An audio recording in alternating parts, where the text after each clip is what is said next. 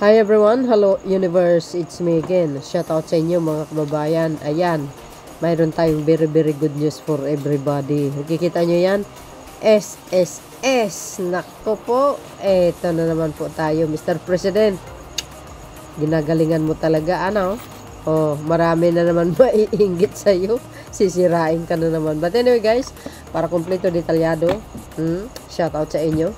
Sa mga Marcos Loyalist supporters, Filipino and OFW, hello. And of course guys, para sabi ko nga, para kompleto detalyado, basahin po natin ng buo. Eto na. So yun mga kababayan, anong sabi? Good news.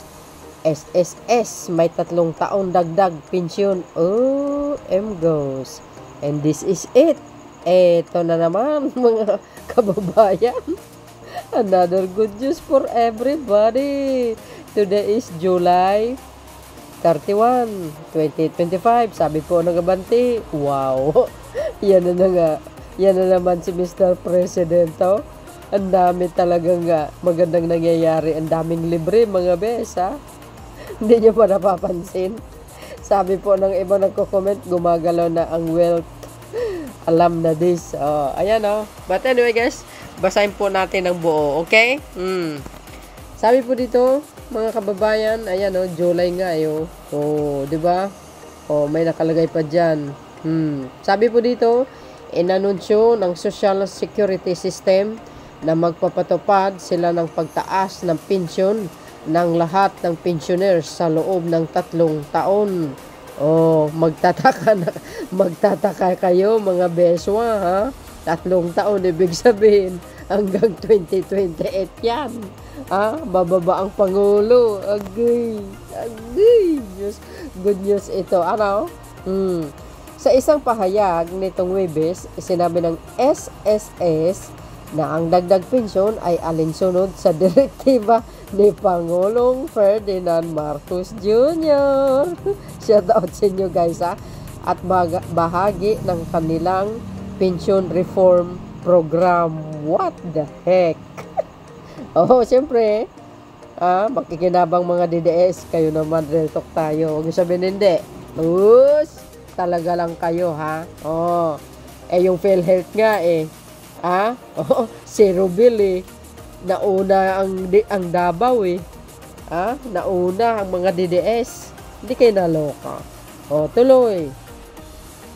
Sabi dito, layunin ng uminto na matulungan ng lahat ng pensyonado makabawi sa taas ng bilihin at hikayatin ang publiko na pahalagahan ng trabaho at pag-iipon. Yes, ganun talaga. Tipid lang mga bes. So dahil dito, maraming matutuwa. Mga DDS, makikinabang, number 1 yan. O, diba? O, tuloy. Ipapatupad ang dagdag pensyon sa tuwing Setyembre sa loob ng 3 taon. Wow na wow. Di kayo naloka. Ang mga retirado, biro mo guys, ipapatupad ang dagdag na pensyon tuwing September. Every year? Wow! Naku ha. Maganda ito guys ha. Every year. Talaga naman.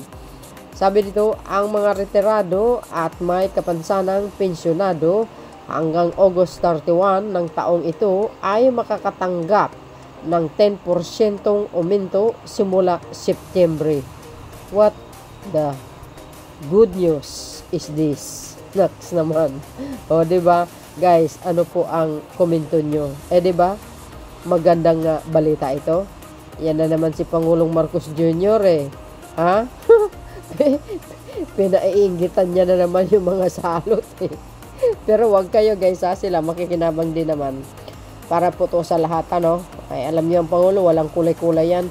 As long as you are Filipinos, well, magbe-benefits ka nito. O, di ba?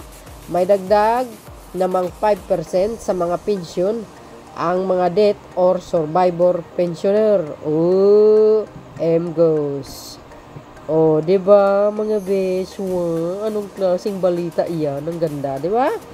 Good news nga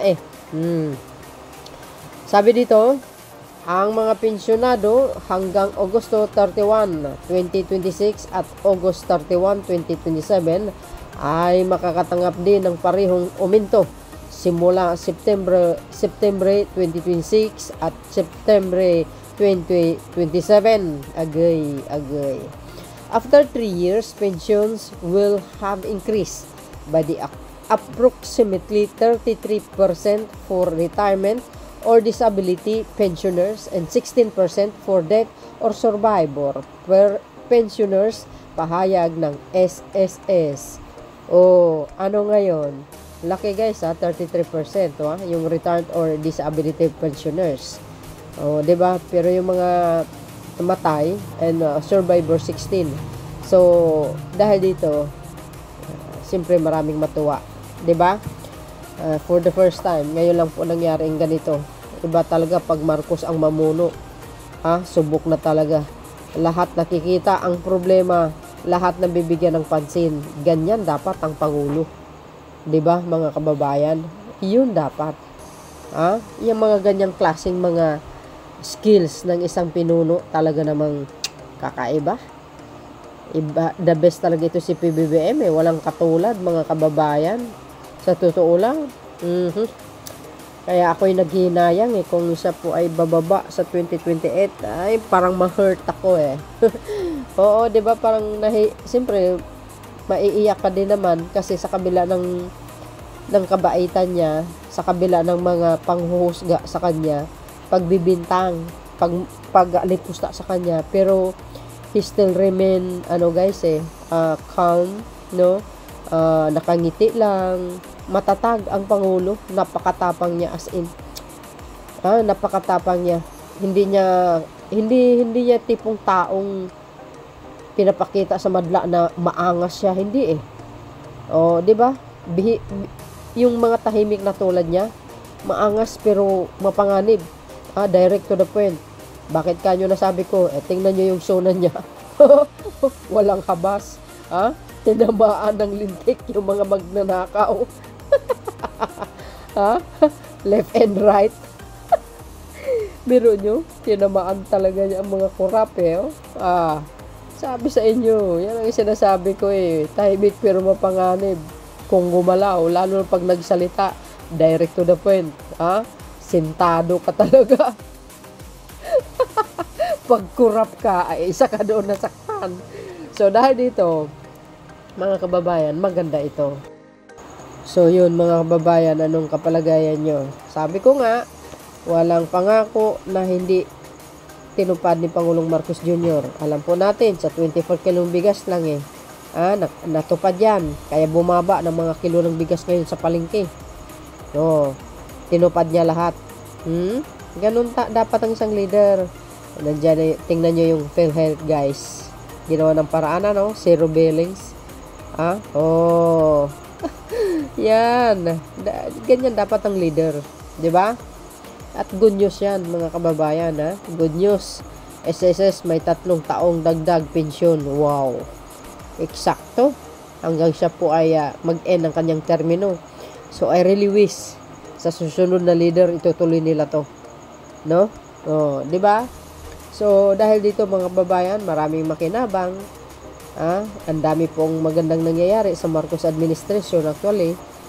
Nandiyan ang PhilHealth, zero bills. Mga sa train, 50 discount sa mga senior citizen, disabilities, mga estudyante. Biro niyo yan. Ang dami magaganda sa pamumuno ni Pangulong Marcos Jr. Sabi niya nga, bago man siya mag-step down sa 2028, mayroon siyang iniwan para sa mga mamayang Pilipino. 'Di ba? Tulad na lang yan ng World Bank. Sinilyuhan niya hanggang 2031. Biro niyo 'yun? Makikinabang lahat ng mga mamayang Pilipino. Sana sa next leader, hindi galawin yung pera na yan. Alam po natin ang Pangulo. Alam nyo na kung ano ibig kong sabihin. Alam na this. 'Di ba? Mayaman ang Pangulong Marcos Jr. Siyempre, pera ng ama niya yan Natural. Sabi nga ng pinagbili ng ama niya, para yan sa mamamayang Pilipino. Kaya ang ginawa ni Pangulong Marcos Jr., ayan na. Kitang-kita nyo na ang ebidensya ngayon. Magtataka na lang kayo, bakit libre? Bakit zero bill? Ang laking pera ang ano dyan, maigastos dyan, di ba? Magtaka na lang kayo eh. Ang dami magagandang nangyayari, mga kababayan. Sa totoo lang, as in, sobra. Magugulat na lang tayo as in. O, ito na naman, ang SS na naman. Ayan. Eh, di ba good news yan? Para sa lahat. Nako.